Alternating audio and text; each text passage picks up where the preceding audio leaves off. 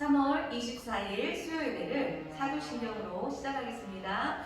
전능하사 천지를 만드신 하나님 아버지를 내가 믿사오며 그 외아들 우리 주 예수 그리스도를 믿사오니 이는 성령으로 잉태하사 동정녀 마리아에게 나시고 본디오 빌라도에게 고난을 받으사 십자가에 못 박혀 죽으시고 장사한 뒤 사흘 만에 죽은 자 가운데서 다시 살아나시며 하늘에 오르사 전능하신 하나님 우편에 앉아 계시다가 저리로서 산자와 죽은 자를 심판하러 오시리라. 성령을 믿사오며 거룩한 공예와 성도가 서로 교통하는 것과 죄를 사하여 주시는 것과 몸이 다시 사는 것과 영원히 사는 것을 믿사옵나이다. 아멘.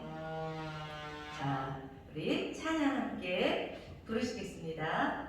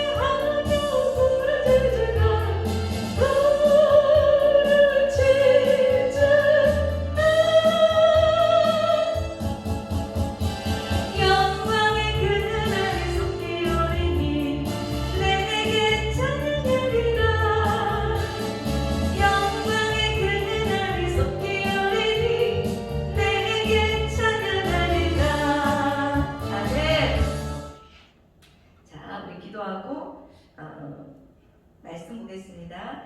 전능하신 하나님 감사합니다. 오늘 수요예배로 주님께 예배할 수 있는 선한 마음 주시고 또 마음과 뜻 뜻과 정성을 다해서 주님께 예배하게 하시니 감사합니다. 주님, 이 시간도 주님을 기대합니다. 우리에게 역사하여 주시옵소서. 감사드리며 예수님의 이름으로 기도합니다. 아멘. 오늘 하나님의 말씀은 마가복음 2장 22절 말씀입니다. 오늘 하나님의 말씀은 마가복음 2장 22절 말씀입니다. 우리 한 목소리로 함께 크게 한번 읽어보겠습니다. 새 포도주를 낡은 가죽 부대에 넣는 자가 없나니 만일 그렇게 하면 새 포도주가 부대를 터뜨려 포도주와 부대를 버리게 되리라. 오직 새 포도주는 새 부대에 넣느니라 하시니라. 아멘. 오늘 하나님의 말씀 마가복음 2장 22절 말씀을 가지고 여러분들과 함께 나눌 하나님의 말씀의 제목은 새로운 기준입니다. 새로운 기준. 예수님은 새 포도주를 헌 부대에 담으면 터진다고 지금 말씀하고 계십니다. 헌 부대는 이미 오래되었기 때문에 너무 낡아서 언제 터질지 모르기 때문입니다. 새 포도주를 담아서 발효하려면 시간이 걸리는 것은 물론이고요. 발효되면서 헌 부대가 터질 수 있기 때문입니다. 그러므로 새 포도주는 반드시 새 부대에 담아야 합니다. 이것이 무엇을 의미할까요? 이제 예수님으로 말미암아 우리에게 새로운 시대가 왔음을, 도래되었음을 말씀하고 계시는 것입니다. 예수님으로 인해서 이제 새로운 시대가 열렸습니다.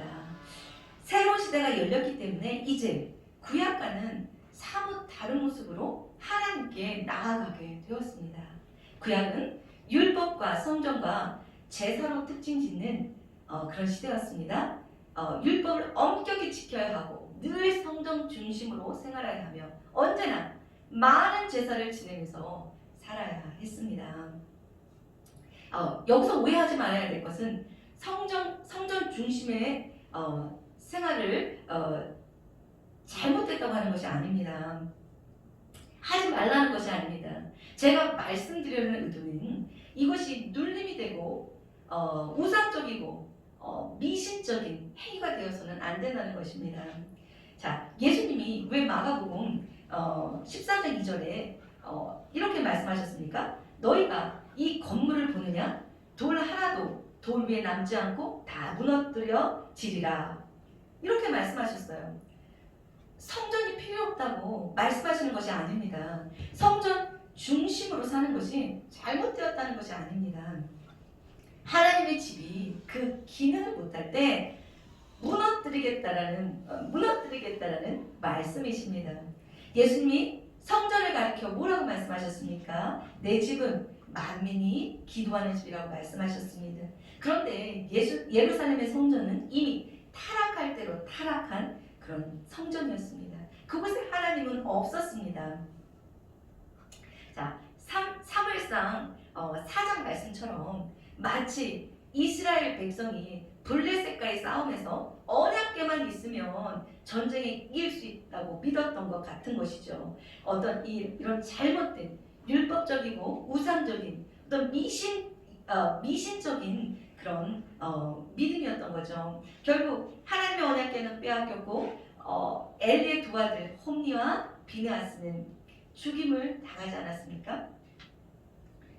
이것을 지켜야만 한다는 어떤 마음의 눌림과 부담으로 본질이 빠진 율법적이고 미식적인 성전의 중심의 생활을 말하는 것입니다. 하지만 이제 예수님이 오심으로 이전 것은 지나가고 새로운 시대가 열렸습니다. 새로운 시대가 왔기 때문에 이전 방식은 이제 적합하지 않습니다. 이것은 마치 새 포도주를 헌 부대에 담는 것과 마찬가지인 것입니다.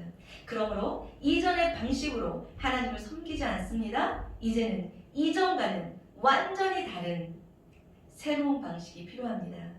이것이 무엇입니까? 하나님을 아빠 아버지라 부르며 하나님과 친밀한 사귐을 가짐으로써 성령의 능력으로 사탄의 권세를 이기는 것입니다. 그리하여서 진정 마음에서 우러나오는 기쁨으로 진리의 말씀을 따르면서 나의 사랑이 아닌 예수님의 사랑으로 이웃을 사랑하고 섬기는 삶인 것입니다. 여기에는 눌림과 부담이 없습니다. 눌림과 부담이 아닌 성령 안에서 누리는 기쁨과 자유와 평안이 있는 것입니다. 예수님은 이런 삶을 위해서 오신 것입니다.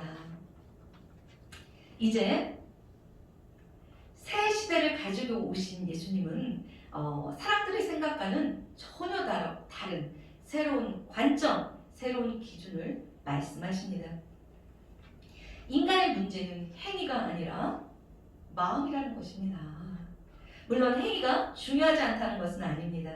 예수님의 가르침의 핵심은 행위를 하게 하는 마음입니다. 마음에 따라서 행위도 달라진다는 것이죠. 따라서 행위만 고치려고 하는 것은 아무 의미가 없다는 것입니다. 예수님이 보시기에 하나님 나라에 아무 의미가 없다는 것입니다. 결국 인간에게 변화가 필요한 부분은 마음이라는 것이죠. 잠언 4장 23절 말씀 모든 지킬 만한 것 중에 더욱더 내 마음을 지키라. 생명의 근원이 이에서 남이니라. 아멘. 마음이 변하면 행위는 자연스럽게 변하게 되는 것입니다. 자, 그런데 사람들은 어떻습니까? 언제나 행위에만 집중합니다. 그 이유는 행위가 눈에 보이기 때문입니다. 마음이 죄성을 가진 우리는 마음을 변화시키는 것보다 행동을 변화시키는 것이, 행위를 변화시키는 것이 더 쉽기 때문입니다. 사람들은 행위를 통해서 자신의 의로움을 자랑합니다. 그리고 자신을 자랑하기 위해서 더욱더 행위에 집착합니다. 그리고 율법의 핵심은 무시하고 율법을 지키는 행위에만 집중하면서 그 행위로 사람들을 평가하는 거죠. 마음은 전혀 변하지 않은 채 행위만을 강조하는 것은 위선적인 신앙을 만들게 됩니다. 그래서 바리새인들이 예수님께 위선자라고 책망받으신 것입니다. 마태복음 23장 25절 말씀 화 있을진저 외식하는 서기관들과 바리새인들이여 잔과 대접의 겉은 깨끗이 하되 그 안에는 탐욕과 방탕으로 가득하게 하는도다. 자, 이들이 이렇게 책망받는 것은 하나님을 사랑하는 마음이 없이 행위에만 집착했기 때문입니다. 요한복음 5장 42절 말씀 다만 하나님을 사랑하는 것이 너희 속에 없음을 알았노라. 그러므로 겉으로 보이는 행위에만 사람을 평가할 수는 없습니다. 행위보다 더 중요한 것이 숨겨진 마음이기 때문입니다. 자, 예수님은 이전과는 전혀 다른 새로운 기준을 제시하십니다. 마태복음 5장 18절 말씀 나는 너희에게 이르노니 음욕을 품고 여자를 보는 자마다 마음에 이미 간음하였느니라. 마음으로 짓는 죄도 죄라는 것입니다. 이제 이것은 단지 행동으로 나오지 않는 죄일 뿐, 하지만 하나님은 언제나 마음의 중심을 보시고 계신 분이라는 것이죠. 그러므로 마음에서부터 변화되지 않으면 아무런 소용이 없다는 것입니다. 또한 예수님은 안식일에 많은 병자들을 고치시면서 안식일에 본격적으로 사역을 시작하셨습니다. 안식일은 어떤 날입니까?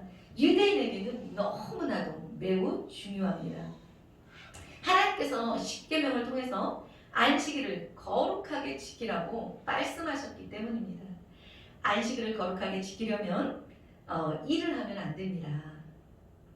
출애굽기 35장 3절 말씀을 보면 하나님께서는 안식일에 일을 멈출 것을 명령하셨습니다. 그리고 출애굽기 31장 14절에서 15절 말씀을 보면 안식일을 지키지 않는 자에게는 죽음까지도 명령하셨어요. 자, 그렇기 때문에 그만큼 유대인에게는 반드시 지켜야 하는 계명이었습니다. 그러나 예수님은 어떠셨습니까? 예수님은 안식일에 병자를 고치셨습니다. 그것도 여러 번에 걸쳐서 여러 명을 있기 때문에 유대 지도자들은 분노하면서 예수님을 죽이기로 작정했던 것입니다. 안식일을 어긴 자는 용납할 수 없었던 것입니다. 예수님은 유대인들의 이런 반응을 잘 아셨음에도 불구하고 안식일에 병을 고치셨습니다. 왜 그러셨을까요? 자, 한 영혼이 천하보다 소중했던 예수님은 병이 있으면 그 고통으로 인해서 안식을 취할 수가 없기 때문에 사랑이 우선이신 예수님은 긍휼한 마음에 진정한 우선순위가 무엇인지 보여주는 행위가 아니었을까요? 왜냐하면 예수님이 이렇게 말씀하고 계시기 때문입니다. 자, 안식일을 위하여 사람이 생긴 것이 아니라 안식일을 위하여 사람이 생긴 것이 아니라 사람을 위하여 안식일이 생겼다는 것입니다. 마가복음 2장 27절에 사람을 위하여 안식일이 생겼다고 예수님은 말씀하고 계십니다. 그렇습니다. 사실 진정한 안식일의 의미는 이 타락한 세상에서 생계가 아무리 중요하다 하더라도 하나님보다 더 중요할 수는 없다라는 것을 알려주기 위한 것이었습니다. 그래서 이런 의미에서 이날은 쉬면서 하나님을 생각하고 하나님께 감사하면서 마음을 드리는 예배를 드려야 한다는 것이죠. 마음을 요구하는 것이지 행위를 요구하는 것이 아닙니다. 자, 안식일을 지켜라는 뜻은 하나님께서 이런 마음을 요구하셨던 것이지 행동을 마음이 동반하지 않은 그런 행위를 원하셨던 것이 아니십니다. 자, 그렇기에 유대 지도자들이 보기에는 예수님은 율법을 대적하는 자였습니다. 예수님은 안식일에 병자를 고치셨고 제자들이 밀 따먹는 것을 허락하셨기 때문입니다. 자, 이런 일들은 율법을 생명처럼 여기는 유대인들에게는 절대로 용납할 수 없는 일이었던 것입니다. 그러나 예수님은 뭐라고 말씀하셨습니까? 예수님 자신은 율법을 폐하러 온 것이 아니라고 말씀하십니다. 오히려 이런 일들을 하시면서 율법을 폐하러 오신 것이 아니고 율법을 완성하러 오셨다고 말씀하고 계십니다. 유대인들에게는 아주 아이러니한 일이겠죠. 자, 율법은 하나님께서 이스라엘을 이집트에서 구원하신 후에 이스라엘 백성을 이집트에서 출애굽 시키신 후에 그 다음에 주신 것입니다. 율법은 모세 이전에도 노아나 아브라함 같은 많은 믿음의 선조들이 있었어요. 하지만 이들이 율법으로 구원을 얻은 것은 아닙니다. 이들은 모두 믿음과 은혜로 구원을 받았습니다. 이것이 무슨 뜻입니까? 율법은 구원을 위한 것이 아니라는 것입니다. 율법은 구원받은 자들이 행복하게 살기 위해서 주신 하나님의 계명이라는 것이죠. 자, 하나님은 이스라엘 백성들을 사랑하여서 자신의 백성으로 삼으셨고 자신의 백성된 이스라엘이 세상과 구별된 삶을 살기를 원하셨던 것입니다. 그 구별된 삶, 그 삶인 즉슨 하나님 백성으로서의 합한 삶이고 그 삶은 이스라엘 백성에게도 축복된 삶이고 하나님께도 영광이 되는 삶이었습니다. 그러므로 이스라엘은 하나님께서 율법을 주신 이유를 잘 생각하고 하나님의 마음을 헤아려 드려야 하는데 이스라엘은 이것보다 율법을 지키는 행위에 더 집중하게 되면서 결과적으로 율법의 핵심을 놓쳐버리는 결과를 초래하게 된 것이지요. 마태복음 23장 23절 말씀에 화 있을진저 외식하는 서기관들과 바리새인들이여 너희가 박하와 회양과 근처의 11조는 드리되 율법 율법에 더 중한 바 율법에 더 중한 바 정의와 긍휼과 믿음을 버렸도다. 그러나 이것도 행하고 저것도 버리지 말아야 할지니라. 아멘. 오히려 이들은 율법을 통해서 자신의 의로움을 자랑합니다. 율법이 오히려 자신의 의로움을 자랑하는 도구로 전락해버린 것이지요. 그러면서 이들은 더욱더 율법의 행위에 집착하게 됩니다. 한 가지 예를 들자면 유대인들은 안식일을 거룩하게 지키기 위해서 39가지나 되는 그런 금지 목록을 만들었습니다. 자, 이것은 율법이 아니었습니다. 이것은 율법이 아니라 그들 스스로가 만든 것이었습니다. 이것을 장로들의 전통, 장로들의 유전이라고 말을 하는 것입니다. 자, 이들은 이것들을 다 지켰습니다. 왜냐하면 그래야 율법을 온전히 지킬 수 있다고 믿었기 때문입니다. 이게 무슨 말이냐면, 자, 적절한 예가 될지 모르겠어요. 자, 우리가 울타리를 세우지 않습니까? 집을 지키기 위해서 뛰어넣어서 울타리를 이렇게 세우지 않습니까? 그런 역할인 것 같아요. 집을 지키기 위해서 그러니까 하나님의 말씀보다 기준을 더 좁게 잡는 거죠. 하나님의 말씀보다. 왜냐면 지켜야 되니까. 혹시 못 지킬 수 있으니까 울타리를 치는 거야. 더 잘 지키기 위해서. 이것이 장로들의 유전, 장로들의 전통이었습니다. 그런데 예수님은 이들이 율법을 온전히 지키지 못했다고 말씀하고 계십니다. 왜일까요? 이들은 율법의 행위보다 더 핵심적인 요소를 잊어버렸기 때문입니다. 그것은 바로 사랑입니다. 이것이 바로 율법의 중심이었던 것입니다. 그런데 이들은 행위 때문에 이 핵심을, 율법의 중심인 사랑을 잊고 있었던 것입니다. 또 한 가지 예로 마태복음 15장 1절에서 2절에 보면, 자, 예수님의 제자들이 손을 씻지 않고 빵을 먹습니다. 그러자 바리새인들과 서기관들이 이 제자들을 비난합니다. 더럽게 손도 씻지 않고 빵을 먹는다는 것입니다. 그러나 이것은 율법이 아니라 장로들의 전통, 장로들의 유전일 뿐입니다. 예수님은 이들을 책망하면서 마태복음 15장 11절 말씀에 말씀하시기를, 중요한 것은 손을 씻는 행위가 아니라 마음이라고 말씀하고 계십니다. 이것처럼 이들은 율법의 문자에만 집착했습니다. 율법을 문자적으로만 보면 행위밖에 보이지 않습니다. 그러나 율법은 자신의 백성들을 향한 하나님의 사랑이었습니다. 백성들이 행복하도록 율법을 주셨다고 하나님께서는 신명기 10장 12절에서 13절 말씀에 말씀하고 계십니다.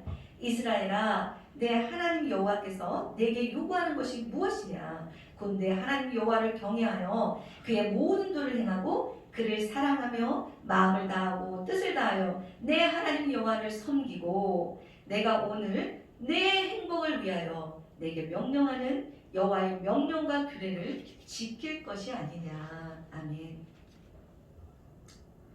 자, 이제 예수님은 오히려 제자들에게 더 엄격한 율법을 제시하십니다.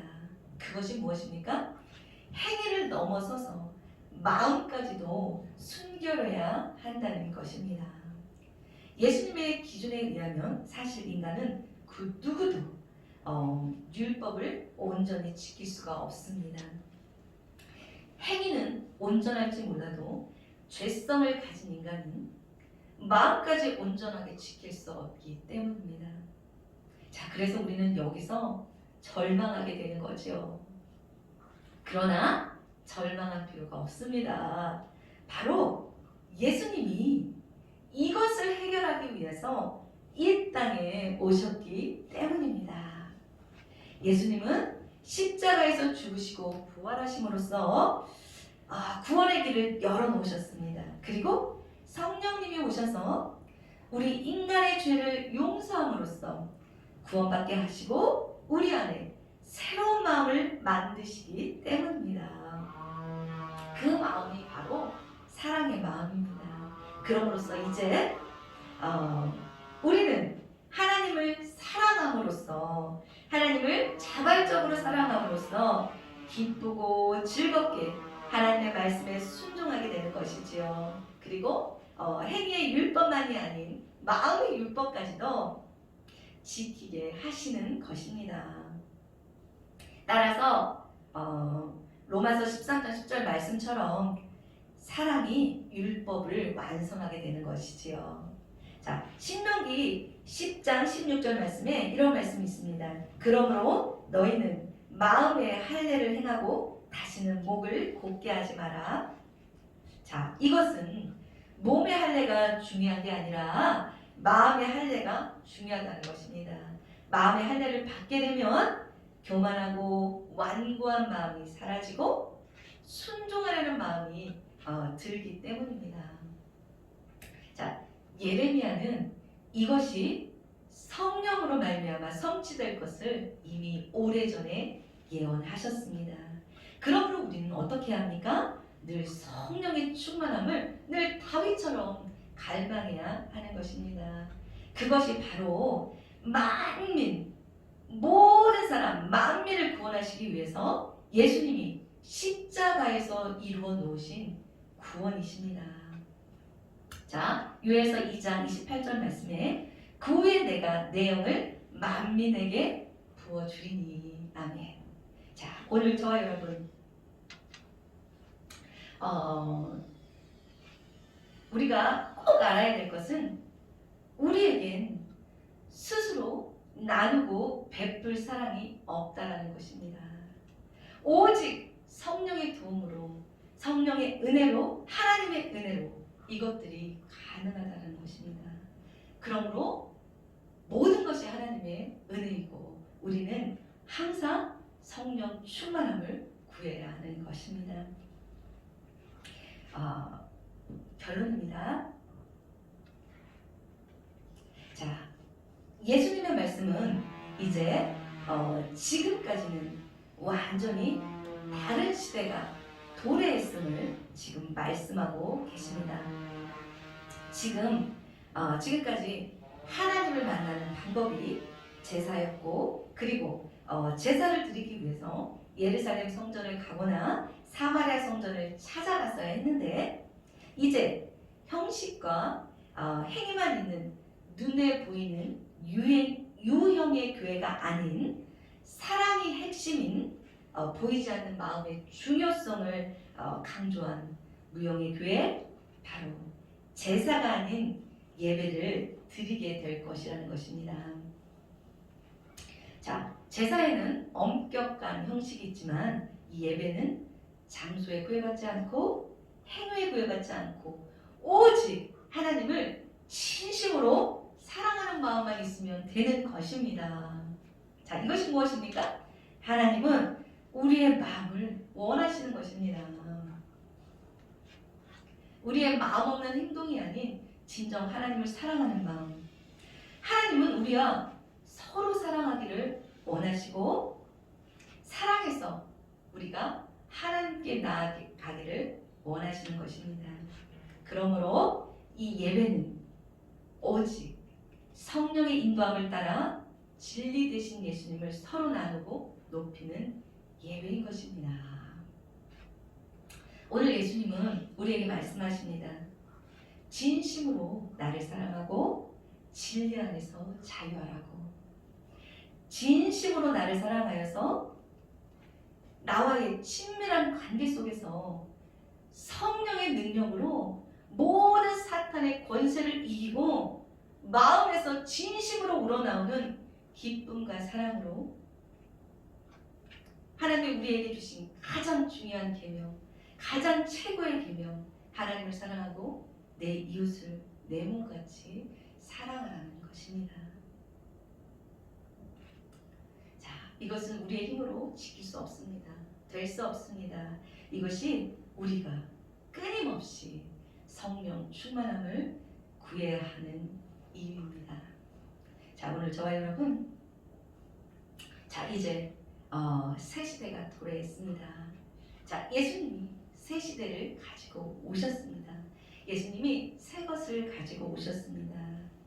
자, 우리 예수님과 함께 이제 성령 충만 안에서 하나님의 뜻을 이루는 저와 여러분이 되기를 예수님의 이름으로 축복합니다. 아멘. 자, 기도하겠습니다. 전능하신 하나님 감사합니다. 연약하고 부족한 저희들, 도적 같은 저희들이지만 오늘도 우리를 향한 예수님의 놓을 수 없는 사랑 믿고 의지하여 은혜의 보좌 앞에 담대히 나왔습니다. 이 시간 우리에게 성령으로 충만히 기름 부어 주시옵시고 온전히 주님의 뜻을 이루어 주시옵소서. 감사드리며 예수님의 이름으로 기도합니다. 아멘. 우리 주기도문으로 예배를 마치겠습니다. 하늘에 계신 우리 아버지여, 이름이 거룩히 여김을 받으시오며 나라가 임하옵시며 뜻이 하늘에서 이룬 것 같이 땅에서도 이루어지이다. 오늘날 우리에게 일용할 양식을 주옵시고 우리가 우리에게 죄진 자를 사하여 준 것 같이 우리의 죄를 사하여 주옵시고 우리를 시험에 들게 하지 마옵시고 다만 악에서 구하옵소서. 대개 나라와 권세와 영광이 아버지께 영원히 있사옵나이다. 아멘.